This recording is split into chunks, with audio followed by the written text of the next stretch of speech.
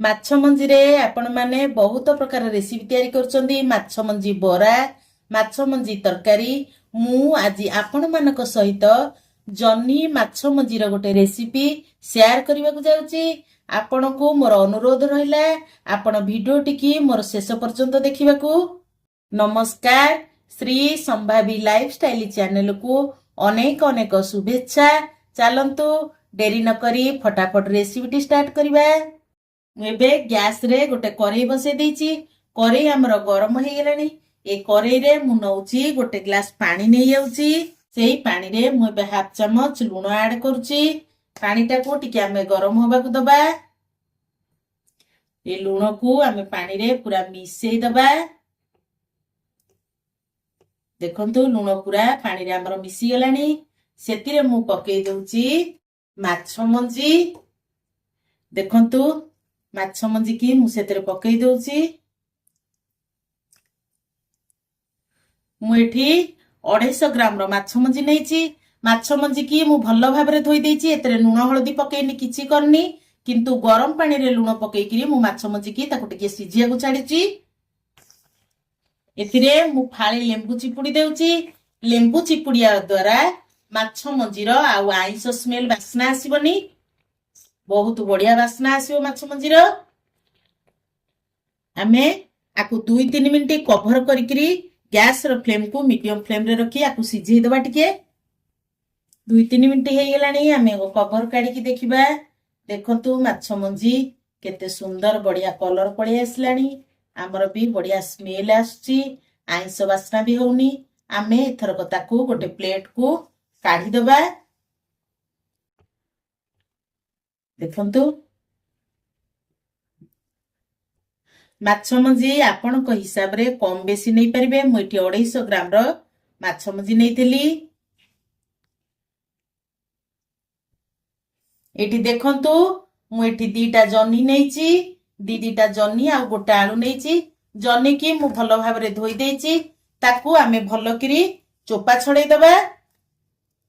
ତାର ଏମିତି 2 ସାଇଡ ଆମେ କାଟିଦବା।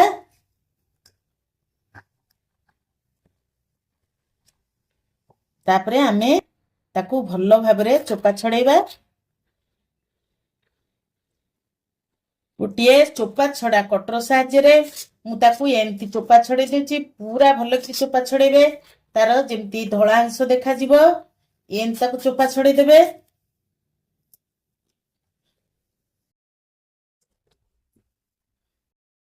ଦିଟାକ ଜହ୍ନିକୁ ମୁଁ ଏଠି ଭଲ ଭାବରେ ଚୋପା ଛଡେଇ ଦେଇଛି। ତାକୁ ଆମେ ଏମିତି ଗୋଲ ଗୋଲ କରି କାଟିବା। ଏଇ ସେପରେ ଏମିତି କାଟିବା।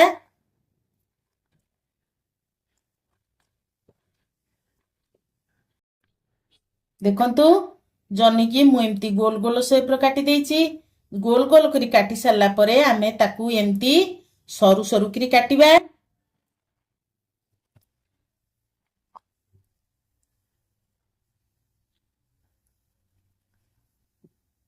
ଦେଖନ୍ତୁ ଜହ୍ନିଟାକୁ ଆମେ ଯୋଉ ସେପରେ କାଟିଥିଲେ ଆଳୁଟିକି ସେମିତି ଗୋଲ ଗୋଲ କାଟିଦବା। ଆଳୁକୁ ଗୋଲ ଗୋଲ କରି କାଟି ସାରିଲା ପରେ ଜହ୍ନିକୁ ଆମେ ଯୋଉ ସେପରେ କାଟିଥିଲେ ଆଳୁକୁ ମଧ୍ୟ ସେଇ ସେପରେ କାଟିବା। ଏମିତି ଲମ୍ବା ଲମ୍ବା କରି କାଟିଦବା। ଜହ୍ନି ଯେମିତି କଟା ହେଇଥିଲା ସେମିତି କାଟିବା। ଆଳୁକୁ ସବୁ ଜହ୍ନିତକ ମୁଁ ଏମିତି ସେପରେ କାଟି ଦେଇଛି, ଲମ୍ବା ଲମ୍ବା ସେପରେ। ଆଳୁ ଗୋଟାକୁ ବି ମୁଁ ଗୋଲ ଗୋଲ କରି କାଟିକିରି ତାପରେ ସରୁ ସରୁ ସେପରେ କାଟି ଦେଇଛି। ଚାଲନ୍ତୁ ଆମେ ଆକୁ ସାଇଡ କରିଦେଇକିରି ନେକ୍ସଟ ଷ୍ଟେପକୁ ଯିବା। କରେଇ ଆମର ଗରମ ହେଇଗଲାଣି। ମୁଁ ସେଥିରେ ଦଉଛି କିଛି ସୋରିଷ ତେଲ। ତେଲ ଆମର ଗରମ ହେଇଗଲାଣି। ଆମେ ଏଥରକ କାଟିକିରି ରଖିଥିବା ଆଳୁକୁ ତା ଦେହରେ ପକେଇବା। ଆମେ ହାଫ ଚାମଚ ହଳଦୀ ଗୁଣ୍ଡ, ଅଳ୍ପ ଲୁଣ, ଆକୁ ଆମେ ଭଲକିରି ଲାଲ ଲାଲ କରି ଭାଜିଦବା। ଆଳୁକୁ ଆଳୁଟା ଆମର ହାଲକା ବ୍ରାଉନ କଲର ହେଇଗଲାଣି। ଆମେ କାଟିକିରି ରଖିଥିବା ଜହ୍ନିକୁ ତା ଦେହରେ ପକେଇବା। ଜହ୍ନିଟାକୁ ପକେଇ ସାରିଲା ପରେ ଆମେ ଗ୍ୟାସର ଫ୍ଲେମକୁ ହାଇରେ ଦେଇ ତାକୁ ଭାଜିବା। କାରଣ ଜହ୍ନିଟା ଆମର ବହୁତ ସଫ୍ଟ। ଜହ୍ନିରୁ ଆମର ସାଧାରଣତଃ ପାଣି ବାହାରିଥାଏ। ତେଣୁ ହାଇରେ ଦେଇକିରି ଭାଜିବା ଦ୍ୱାରା ଆମର ଭଜାଟା ଠିକସେ ଭାଜି ହୁଏ। ଜହ୍ନି ଆଳୁ ଆମର भाजी हो गलानी आमे ताकि गोटे प्लेट को काढ़ी दबा ए सेम करेई रे मु नउची किछि सोरिष तेल तेल टाकू आमे भलो से गरम करबा चारिपटे एमती करदबा तेल आमर भल से गरम हवा पे छाड़िबा तेल आमर भल भाव गरम हो गलानी गरम पानी रे सिझेई कि रखिथिबा माछ मुंजी को आमे सेतरे पकेइबा माछ मुंजीर क्वांटिटी देखी आमे स्वाद अनुसार लुण दबा हाफ चमच हळदी गुंड गैस रो फ्लेम को मीडियम फ्लेम रे रखी आकु आमे भल भाव रे भाजिबा एबे तो वर्षा दिन माछ मुंजी मार्केट रे बहुत सहज रे मिली जिवो आपण माने माछ मुंजी रे एमती बनै कि खांतु बहुत टेस्ट लागिवो गरम भात हेउ पखाळ भात हेउ एमती बनै कि खाइले बहुत मजा लागिवो माछ मुंजी को आमे एमती भलो करी गुंड कर दबा ताकू भलो करी भाजीबा देखंतु एमती गुंड गुंड कर दबा माछ मुंजी की आमे भलो भाबरे एमती भाजी दबा गुंड करी करी सियाउ आइसिनिया स्मेल हबनी हमर माछ मुंजी देखंतु पूरा भाजी हे गेलानी आमे आकु गोटे प्लेट को काढी दबा एबे हमर सेई सेम करेई रे मु किछि दउची सोरिष तेल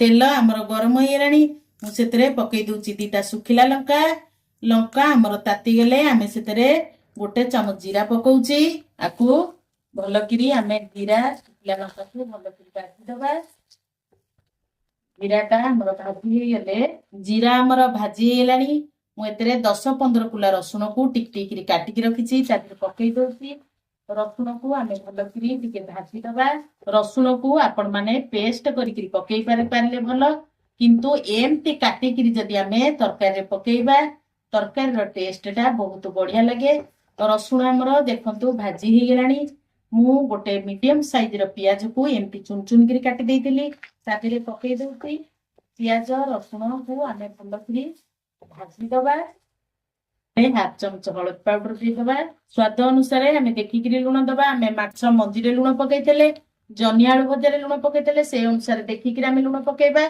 लुण पकई देले हमर प्याज शीघ्र भाजी हे जिवो ताको भलो करी आमे भाजी दबा रसुण प्याज जेमति पूरा भाजी हे जिवो प्याज हमर भाजी हे गेलानी प्याज रसुण रो कंचा स्मेल भी पळेलानी मु गोटे मीडियम साइज रो टमाटो को एमती टिक टिक करी काटी की रखितेली ता देरे ताको पकोउची भलो करी भाजीबा जेमति टमाटो प्याज रसुण आमस सब मिसी जिवो मु गोटे हाफ इंच रो अदा को चोपा छड़ी ताको भी सेकी करी रखितेली ता देरे पकोउची ताको भलो करी आमे भाजीबा जेमति अदा रो कंचा स्मेल पळेबो भलो करी टमाटो प्याज रसुण अदा हमर भलो करी मिसी जिवो एठी काश्मीरी चिली गोटे चमच पकाउची आपण मानकू जदि लंका पसंद थिबो राग पसंद थिबो आपण माने कंचा लंका एठी काटी करी पकई परिबे 1 चमच धनिया गुंड गोटे चमच जीरा गुंड टिके हळदी पाउडर पकेइबा हाफ चमच चीनी पकेइबा चीनी बिल्कुल भी ऑप्शन अछि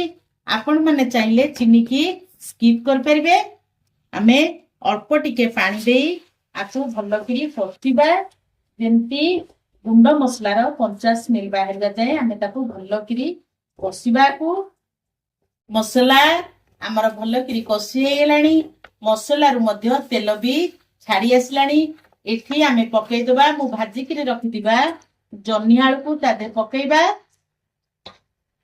पकई करी आमे मसला सहित जन्नी को आलू को भलो करी तादे मिसई दबा भलो करी कसिबा हमर जन्नी आलू ये भाजी हे गेलानी मु भाजी करी रखितिबा माछ मंजी को तादरे पकई दउची माछ मंजी को आमे भलो करी जन्नी आलू मसला सहित मिसई दबा तापरे 2-4 मिनिट ताकू एमती घोड़े दबा लो फ्लेम रे गैस को रखी आमे 2-4 मिनिट ताकू एमती भलो करी कसी होबा पे आमे छाड़ी दबा हमर 2-4 मिनिट हे गेलानी मु बे घोड़नी काढी करी ताकू आउ टिके घोड़े दबा देखंतु जन्नी आलू मसला माछ मंजी सबू हमर भाजी हे गेलानी बढ़िया से कसी हे गेलानी बढ़िया रे भी वासना आछि मु एठी अल्प गरम पानी दउची मु बिल्कुल भी लटपटिया करिया चाहूची आपण मानकर जदी अधिका पानी दरकार आपण माने देखिकरी पानी देबे ଏଠି ଆମେ ମାଛ ମଞ୍ଜି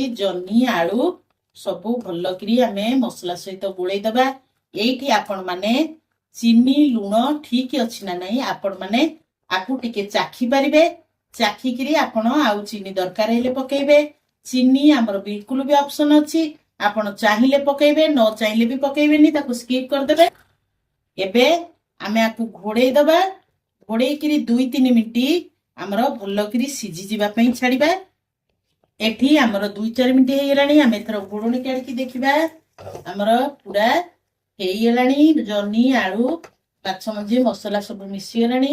ଏଇଠି ଆମେ ଧନିଆ ପତ୍ର ଆଡ କରିବା।